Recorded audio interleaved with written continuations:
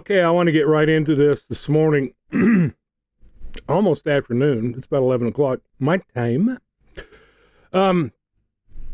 Yesterday I left off talking about Angela Hammond and her disappearance from Clinton, Missouri. Been doing a little bit more digging into the case. I still cannot find anything. See, I always start itching whenever one of you I'm allergic to, I swear. I don't know which one it is, but I'm going to find you. I have copper sniff you out. He's already whining. No, you don't need to be whining. Just because you heard your name. Anyway, no, shush. So anyway, one of you said that you missed my cowboy hat, so I'll wear it this one time. I don't guarantee that I'll wear it. I'll wear it once in a while. But somebody said they missed it, so it's like, all right. It's not nearly as comfortable as a ball cap, but that's all right. And I ain't no cowboy. I can ride a motorcycle, but don't put me on a horse. No. Anyway, now where was I? Oh, talking about Angela Hammond. I did a little bit more digging into it and found out that they cleared, of course I talked about this yesterday, saying how they cleared her boyfriend or fiance, Rob Schaefer. I still cannot find anything about the vehicle, whether they confirmed that the vehicle actually couldn't run. Because if you remember, he claimed after chasing the suspect for 2 miles that his vehicle conked out. So I don't know. I have looked and I can't find anything about the vehicle. But what they did do is they gave him a polygraph test, which, depending on the personality type, it is not all that difficult to fool a polygraph. Most people can't do it, but depending on the personality type, there are some personality types that can do it with ease. Like, say, if the person's a psychopath or has blue troll hair. But anyway, so they did give him a polygraph test, and they, from everything that I can find, they cleared him on that basis. Now, the interesting thing is that in investigating this, and I'm not the only one that has found this, it's been listed also on other websites, but it's kind of funny that I found it and then read that other people had found the same thing. Although there is one thing I'm going to point out that I haven't seen anywhere else. Not that it's that significant, but I just find it a little bit of interest, and you probably will as well. But they did clear Rob. There were 3 other women that went missing in the same time period. There was one that had gone missing 4 years earlier because the incident with Angela Hammond occurred in 1991. They believe that the original victim may have been in a town that was like 250 miles away, but was in 1987. So, which is really not that difficult to realize that people move, right? So in 4 years, this person could have moved from where they were, or it could just be that one was an aberration. Although the 4 that we're going to be looking at all occurred within like 100-mile, actually less than 100-mile radius from each other. And we find an interesting pattern. So let me get into this. Of course, Angela Hammond, occurred, let's see. Let me look here. Okay, I got my dates. Okay, the first believed victim, possibly was the first victim of the same killer, was in March 1987. That was in Crystal City, Missouri. On January 19th, 1991, the next victim was Trudy Darby in Max Creek, Missouri. A little over a month later, February 27th, 1991, was Cheryl Kinney, who was in Nevada, Missouri, however they pronounce it there. I'm not sure. I pronounce Nevada, Nevada. I can't stand it when people pronounce it Nevada. It ain't Nevada. Only if you're like from the frickin' east or something, that you Oregon. It's Oregon. All right, so then on April, of course, so January was Trudy Darby, February was Cheryl Kinney, and then on April 4th, 1991, Angela Hammond. And then we had kind of a space in between. And then we find victims in Springfield on June 7th, 1992. There were 3 victims who were abducted from their home, of all places. Now, the interesting thing is that all the other ones were abducted from either a convenience store or a mall parking lot. So all of them were abducted from parking lots.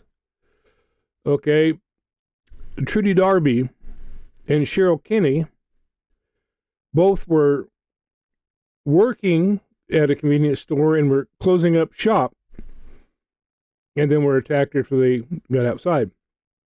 Angela Hammond had just gone, apparently, from, as I've looked into the story, that where the payphone was, she had gone and stopped at a convenience store there and bought a Coke or something or whatever, and then when she got outside the store, she stopped at the payphone. That's the only payphone in town, apparently, was outside this convenience store in this kind of, I guess it was a strip mall area, and she stopped there to use the payphone. And I saw other people making under the America's Most Wanted, or not America's, Unsolved Mysteries website, where they're talking about Angela Hammond, people saying the same thing as me. Why didn't she just drive over, since it was only a few blocks away? Who knows? I mean, the whole story of her being at a payphone could be made up, because back then, of course, you didn't have cell phones where you could go in and search the cell towers and see when a call was being made, like you could in the Idaho 4 case. This is back at a payphone. It's not going to record a call on either end. So someone could claim that the phone call was made from a payphone. It may or may not have been. We don't know. All we have is people's stories about it. All right, so let me read a little bit of stuff to you here. And I really don't like reading. I don't want to bore you to death, but it's too much to try to memorize all this, so just bear with me. Okay. Anyway, it says, Hammond's case may be linked to 2 other Missouri women. Cheryl Ann Kinney, a convenience store worker, disappeared after locking up her store in Nevada, Missouri, 70 miles from Max Creek. Okay, the reason it says that is because Trudy Darby, who was married, had a husband and young children, which just makes it doubly sad. I mean, they're all sad, but it says another convenience store worker in Max Creek, Missouri, was abducted from her workplace on January 19th, 1991, 6 weeks prior to Hammond's disappearance. The store was found robbed of $220 afterwards. Darby's nude body was found in the Little Niangua, is that how you pronounce it? Niangua? Niangua, Niangua River 2 days later. She had been shot twice in the head with a shotgun. Half-brothers Jesse Rush and Marvin Chaney were later convicted of the robbery and Darby's rape and murder. Every time I read something like that, and let me tell you, people, sometimes one of the things that one of the reasons I don't like doing true crime necessarily is because I go through these stories, it triggers a lot of memories that I just as soon not remember. I'm just going to leave it at that. There's some things that I just as soon not recall. It says there are similarities between the murder, Hammond's abduction, and Kinney's disappearance, but there is no hard evidence to link the cases. The one thing that makes the Trudy Darby case different from the others is that they found a body, that she was just taken to a river and dumped alongside the river. Whereas the other ones, so it's not the same MO. So if it's not the same MO, it kind of makes you wonder if it's the same killer or if there's different killers. But it's just kind of strange how they all occurred within a certain radius in these small towns. And every one of these towns, well, not everyone. The last ones we'll look at occurred in Springfield, which is a pretty sizable town. Like I said, I went to college there for a year. It's pretty good size. Says there were several unconfirmed sightings of Hammond in several states and in Canada after her disappearance. At the time she went missing, she worked in a bank and also attended classes at Central Missouri State University in Warrensburg, Missouri. All right. Cheryl Ann Kinney. It says Kinney was last seen at her job at the Quality Convenience Store on Business 71 Highway in Nevada, Missouri on the evening of February 27th, 1991. She usually worked until midnight, but it was a slow night and she evidently decided to close the store early. Not if you worked at 7-Eleven, you got to stay up until 11. All right. Her time card shows she clocked out of work at 10 p.m. and set the store alarm at 10:17. She never arrived home and has never been heard from again. Her white Chevrolet was later found abandoned in the store parking lot. All right, so here we have the parking lot MO. The store's janitor left a few minutes before Kinney closed up. He stated there weren't any customers' cars in the parking lot, and when he left, but there was a male customer inside the store whom he didn't recognize. Walk-in customers weren't unusual. There were several hotels within walking distance. The customer hasn't been identified, and it's unclear whether he had anything to do with Kinney's disappearance. Okay, keep in mind that this is 1991. This is before stores really started putting in these security cameras and stuff like that, so probably no video footage of who the guy was. It says, because Kinney closed the store before she disappeared, it's unlikely there was anyone still inside the store when she left. It would have been against policy for her to have let anyone in after closing. 2 witnesses in the area reported hearing a woman scream right around the time Kinney would have gone out to her car. You hear a woman scream and you don't do anything? At least check it out. Make sure that it's not just people playing around. It says the witnesses didn't go to the police until several days later after they read about her disappearance in the newspapers. Some real brainiacs out there in there. Authorities initially thought Kinney could have left of her own accord. Her mother had recently died and she was upset about it. However, she was only carrying about $6 when she disappeared, and it would have been uncharacteristic of her to abandon her husband, her 2 children, and her father, who was ill. All right, so here, whoever it was that did this, deprived a family of their mother, deprived a family of a wife, and a daughter. It just amazes me, people. I just can't. I mean, I know there are people this evil out in the world because I've experienced it. But I just can't imagine anybody. I just can't understand it. Okay, Trudy Darby. On January 19, 1991, Trudy Darby was working at the K&D convenience store in Max Creek, Missouri. At approximately 10 p.m., Trudy was undertaking preparations to close the store when she noticed a suspicious-looking man standing right outside the front of the store. Alarmed by his presence, Trudy called her home and spoke to her son, Waylon Darby. She asked him to come and help her close the store. The call reportedly ended abruptly. Yeah, he probably saw her on the phone and busted in and took the phone away from her. Before her son could arrive, Trudy was abducted from the store at gunpoint by 3 men. When her son arrived at the scene some 10 minutes later and found his mother missing, he called the Camden County Sheriff's Office.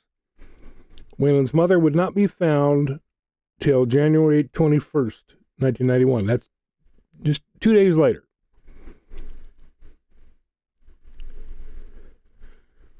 All right, so okay,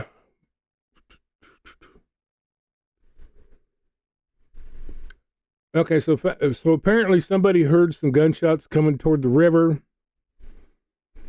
and they contacted the sheriff's office. Sheriff's office sent a helicopter along the river and found her body.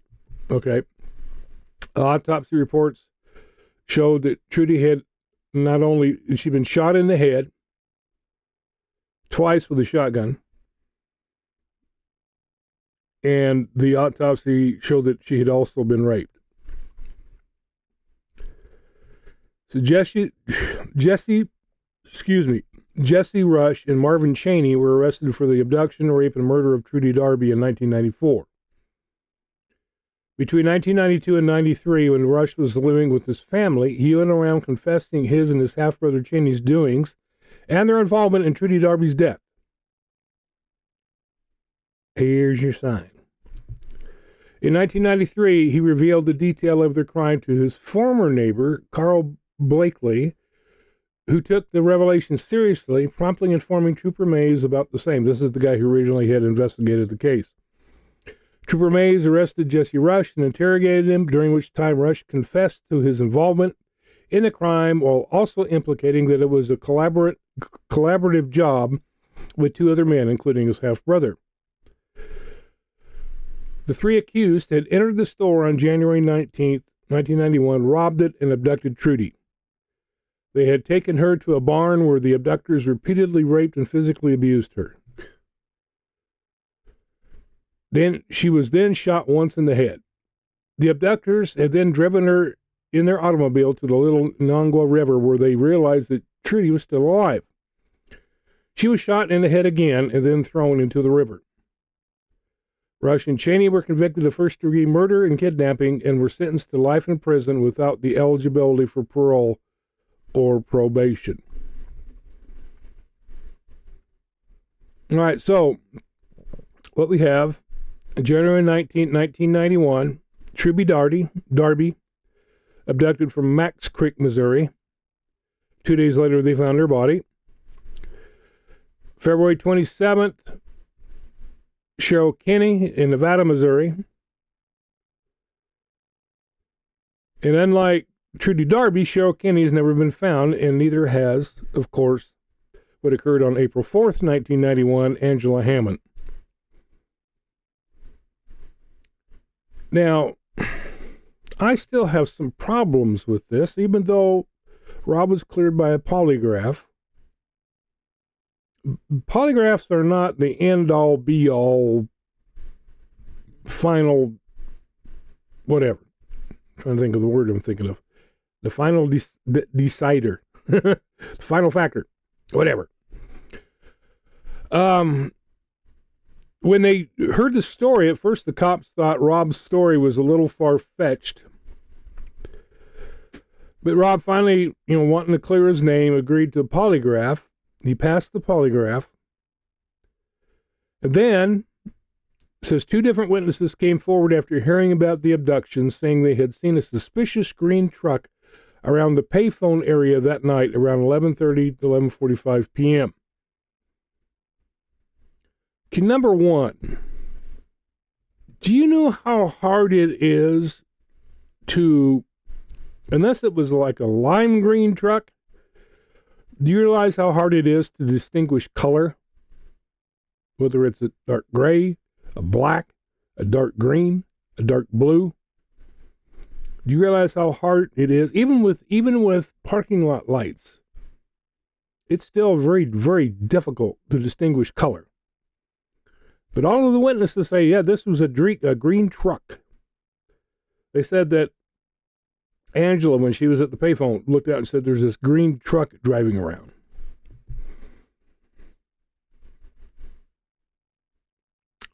I've interviewed a lot of people, and unless it was during the daytime where it was clearly visible what the color was, and even during the daytime, some people say it's a dark color, but I couldn't tell whether it was a dark green or a dark blue or a dark gray or black. That's during the daytime. At nighttime, for people to specifically say it was a green truck, and again, it may depend on the color green.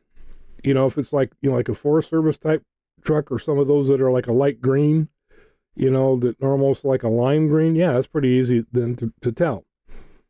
But if it's a dark color, ain't no way in hell you're going to look and say, oh yeah, it's a green truck. It just doesn't happen. I've interviewed, how many interviews I've done asking people for descriptions on stuff? More than I care to count. And people are always saying, I really couldn't tell. What kind of vehicle was it? I don't know, it was a sedan. I really couldn't tell whether it was a Chevy or... people are not, unless you're like a vehicle expert, people are not all that super descriptive when it comes to vehicles. Now, they could say, yeah, it was a truck, it was a pickup. And that'd be easy to determine. But as far as the color itself, especially if, like Angela's inside the telephone booth, and if you've ever been inside a telephone booth, they don't always keep the windows of those things real clean. So it's hard enough to see out of them during the daytime. Because I'm assuming that she's in there with the door closed so she can talk to Rob without the person hearing her if she had the doors open to it. Because they got, those sliding doors you push in and it closes, Been a long time since I used a payphone. All the payphones I ever used were, and the payphone could have been outside too. It could not have been in a booth, because I can't remember the last time I've ever used a payphone that was in a booth. The ones I always used were just mounted on the side of a building somewhere. No, I actually know, because I remember, there's a couple, I do remember one that I went in. When I go in there, especially if there's other people waiting to use the phone, I close the doors because I don't want them to hear my conversation. All right.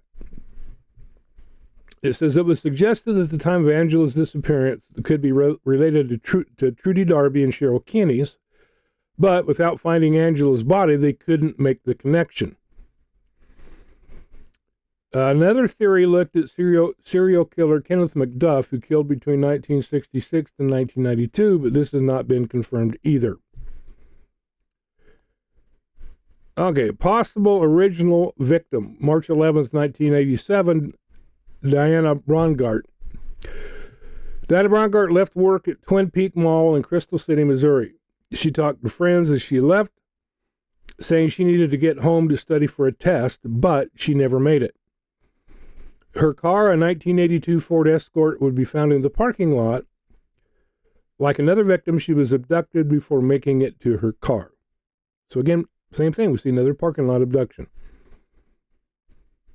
Not that those are all that unusual, because that's the prime area for predators to hang out, waiting for women to go out the vehicles.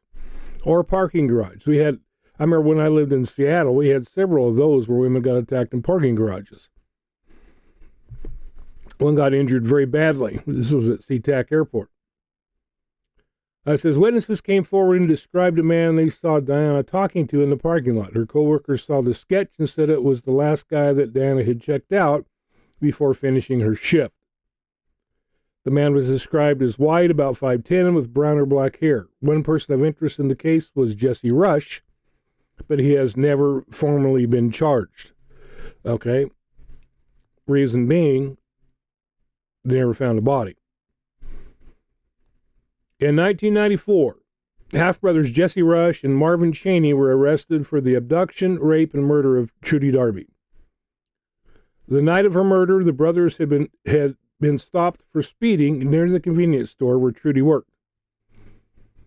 After the crimes, Rush told friends what he and his brother had done. In September of 1994, a friend contacted the police to report it. She said that she had been afraid to tell the police before because Rush had threatened to kill her if she did. Police set up recording devices in her place and got her to talk to Rush about the crimes again. Rush confessed on tape. Dude, you were set up. After being arrested, Rush confessed to police and other inmates about the murders he and his brother had committed. He claimed that he and his brother Cheney had gone to the store to rob it and abducted Trudy and raped her. At gunpoint, they forced her into the trunk of their car and took her to a nearby barn. That's where they did their deeds to her. And after they got done with that, they shot her in the head. They put her back in the trunk and drove to the river where they planned to dump her body. But when they arrived, they discovered she was still alive. So they pulled her out onto the ground and shot her again in the head. That time it killed her. Cheney denied the claims, and his wife verified his alibi, saying he was home with her. But police believe they were lying. Oh, come on now. People don't lie. In 1996, Rush was convicted for the attack and murder of Trudy Darby and received life in prison without the possibility of parole. Police still believe that Cheney was not only part of the Trudy Darby attack, but was connected to other murders across the state, and they talked to his wife again. Apparently, they put a little bit more pressure on her this time, saying, "You're going to be an accomplice." Well, I can guarantee you exactly what they told her. We find out he did it. We find out you were covering for him. You're an accomplice, which is true. I wouldn't be lying. Finally, she told the truth that he was not at home that night, but out with his brother. Faced with the new details, Cheney pleaded guilty to the kidnapping and first-degree murder of Trudy Darby. He was sentenced to life in prison. Police now believe that Cheney was acting alone when he abducted Diana Brungart. And that was in Crystal City. But was never able to prove it before he died in prison in 2017.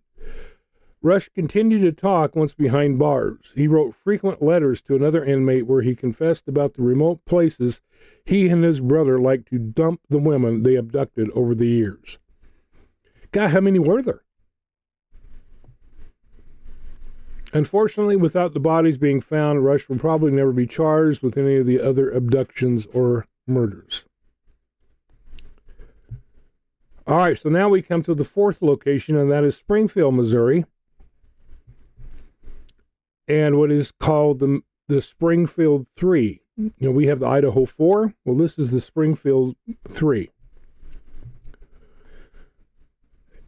Now, this is just information from Wikipedia about these people.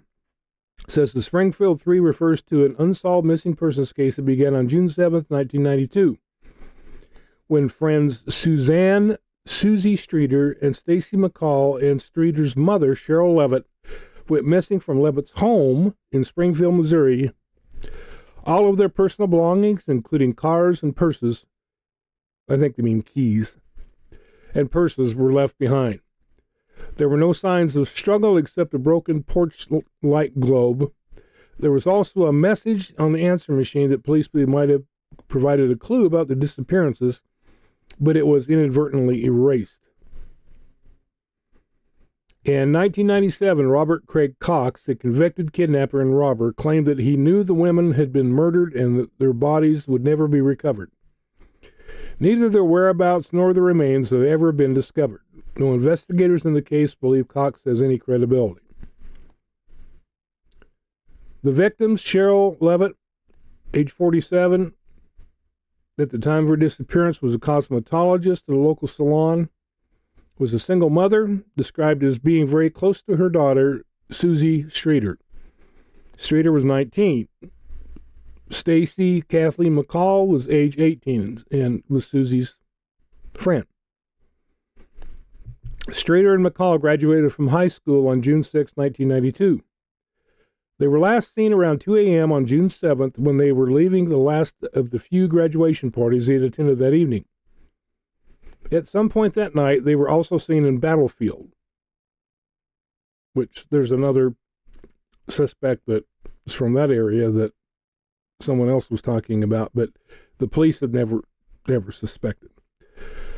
The pair planned to spend the night at their friend Janelle Kirby's house, but when they decided Kirby's house was too crowded, they instead left to go to Streeter's home to retire for the night. It is assumed they arrived because their clothing, jewelry, purses, and vehicles were all present at the house the next day. Levitt was last heard from at approximately 11:15 p.m. on June 6th when she spoke with a friend on the phone about painting an armoire. The following day around 9 a.m., Kirby and her boyfriend visited the house after Streeter and McCall failed to show up at their home. They had planned to spend the day at a water park and were supposed to leave from Kirby's residence. Upon arriving, Kirby found the home's front door unlocked and entered the home, but found no sign of Streeter, McCall, or Levitt. Each of the women's cars were parked outside. She also reported to police that the glass lampshade on the porch light was shattered, though the light bulb itself was still intact. Kirby's boyfriend innocently helped her sweep the broken glass off the porch, which police later determined may have destroyed potential evidence. Inside the house, Kirby found Levitt and Streeter's dog, a Yorkshire Terrier, who appeared agitated. While inside, Yorkshire Terriers are always agitated. All the little yappers are always agitated. While inside, Kirby also answered a strange and disturbing call from an unidentified male who made sexual innuendos. She hung up and immediately received another call of a sexual nature, again hanging up the phone. Several hours later, McCall's mother, Janice, also visited the house after failed attempts to reach her daughter by phone. Inside, she noticed all three women's purses were sitting on the floor of the living room and also saw her daughter's clothing neatly folded from the night before. Levitt and Streeter's cigarettes were also left inside the house. Janice frantically called police from the home's telephone to report the three women missing. After placing the call, while checking the phone's answering machine, she listened to a strange message, but it was inadvertently erased from the tape. Police were very interested in the call, I imagine they were, and believed it may have contained a clue. Yeah, you think? McCall's parents contacted police in reference to her daughter's disappearance from Levitt's home more than 16 hours after the women were last seen, and other worried friends and family called and visited the home the following day. Police later estimated that the crime scene had been corrupted by 10 to 20 people who visited Levitt's house. Upon the officers' arrival, the scene showed no signs of a struggle except for the shattered porch light after it was the lamp cover, where the bulb, yeah. Police also noted Levitt's bed had been slept in. All personal property was left behind, including purses, money, cars, keys, cigarettes, and the family dog. All right, so there's some other stuff here which is kind of not really, it's kind of some other things that turned out to be unfounded. So you've got these ones that are, Trudy Darby's the only one that's been solved. The other bodies have not been found.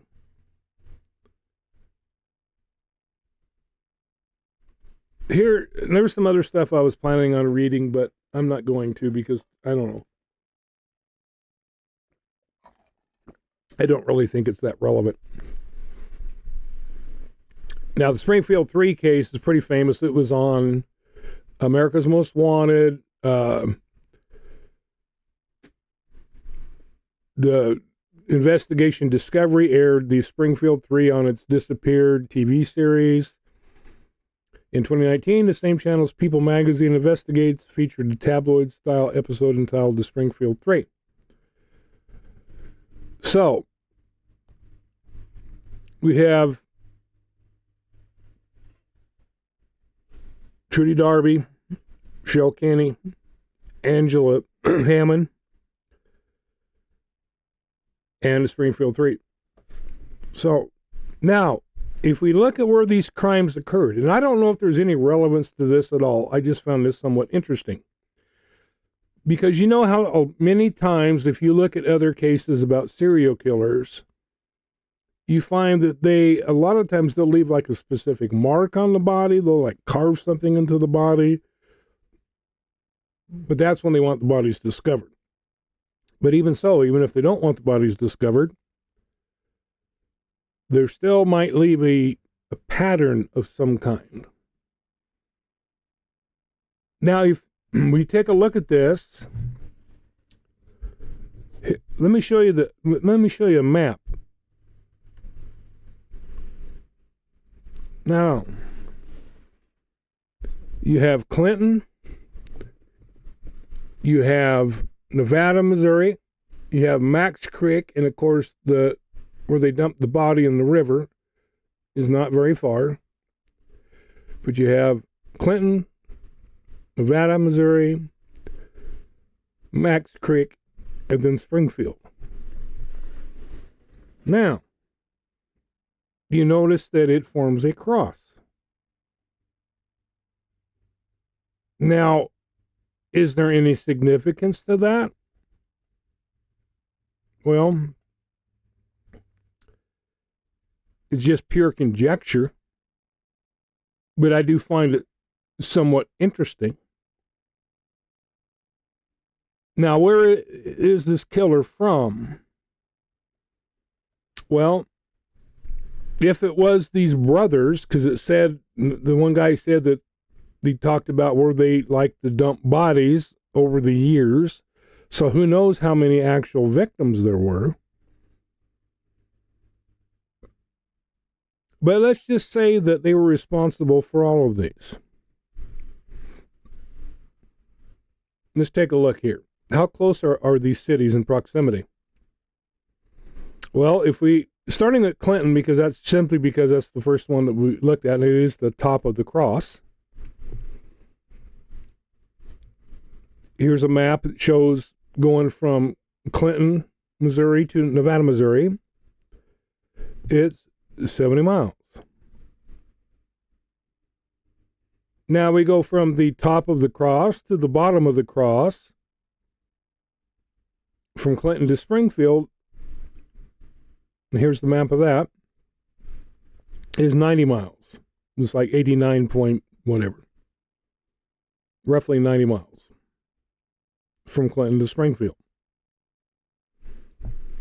Okay, now if we go east, to the east portion of the cross, we go from Clinton to Max Creek, and that's 70 miles. Then, of course, we could also go, like on this next one, going from Clinton to the river where the body was found, which is only 5 miles outside Max Creek. Okay, so now, the only one that appears to be somewhat of an aberration is, in going from Clinton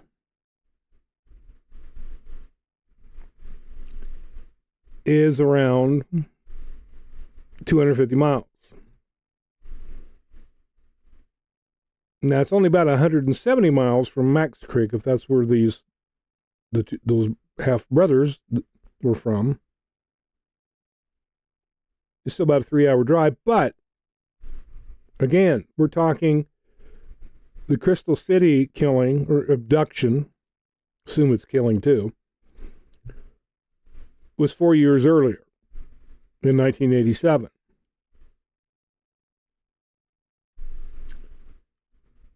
But I find it somewhat interesting.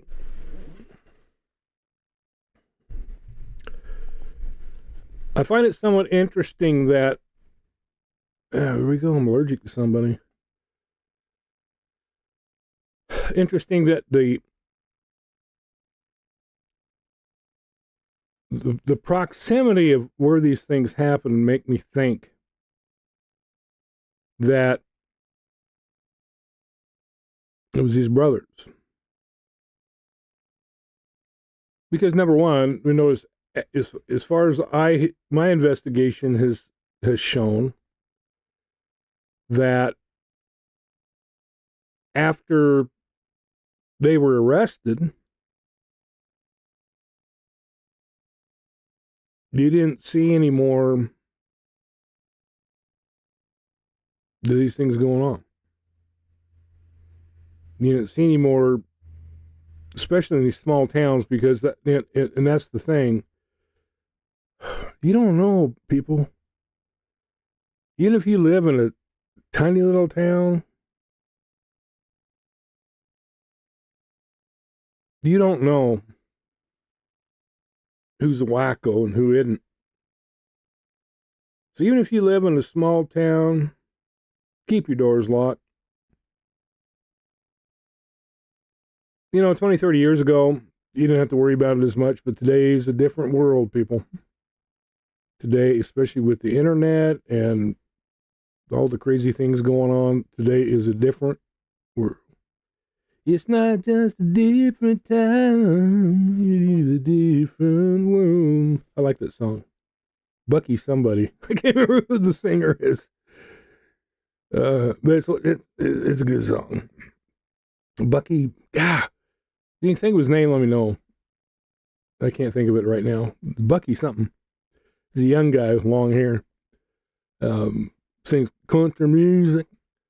It's not a different time, it is a different world. Yeah, that's a good song, especially for us older people that like how things used to be, because that's basically what the song's about. How today is so different than when we grew up. It ain't the same, people. The precautions that you have to take today, you didn't have to take 30 years ago. Normally. But you see that the 3 gals in Springfield were abducted from their own home. Which really makes you wonder.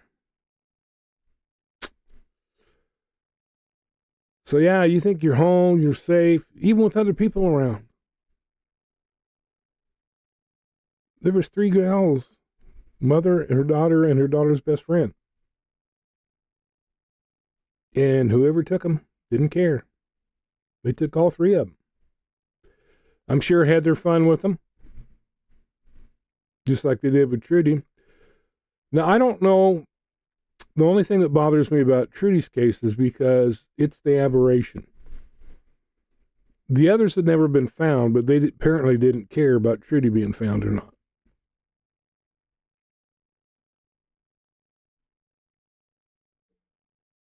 What circumstances occurred that made them either change their MO or, because I don't think that's definitely according to what these guys talked about in prison and stuff and the stories that they told other people about the favorite places that they like to dump the women that they took and killed, obviously, or they wouldn't be dumping them. So is this what happened to Angie Hammond?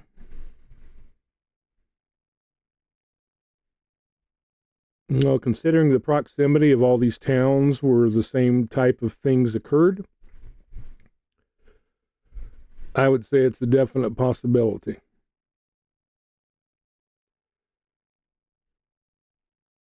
I still have a problem that I can't reconcile in my head about Rob's story. Do we really know that she called him from a payphone? Why did she call him from a payphone instead of going to see him? I mean, it may have just been a spur of the moment thing. Apparently she stopped at the convenience store and she come walking out of the convenience store, maybe didn't feel like going up there, getting in a long conversation. So just said, I'm going to call him, let him know I'm going home. She told him, apparently what he said, that she was going to go home and take a bath. So, who knows?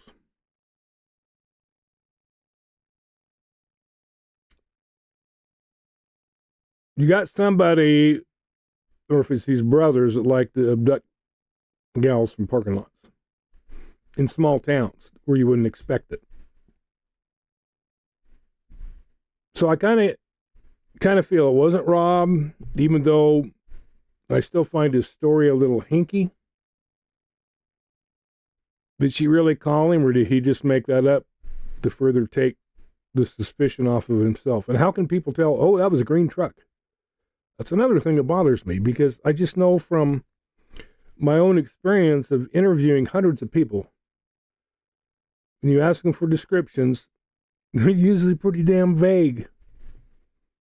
They don't usually say, oh, yeah, it was 1979 Chevy Turbo Buttmobile. Dark gray, dark metallic gray in color. They just don't do that. Even, like I said, even seeing cars and people during the daytime, they don't always, get the description right. And if you interview 10 different subjects, can look at things from the same exact point of view. They could have the same vantage point, and you'll get 10 different stories. Because people recollect many times very different than what they actually saw.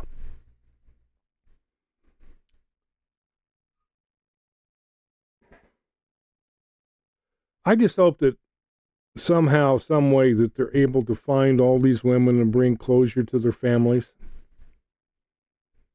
I mean, we can pretty much guarantee that they ain't alive.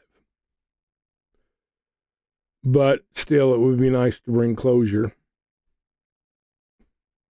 Especially if they could find them and then link evidence to who they believe did it. So there could be complete closure on this for these families. So anyway, hope you enjoyed this. We'll be looking at some more stuff the rest of the week. Take care.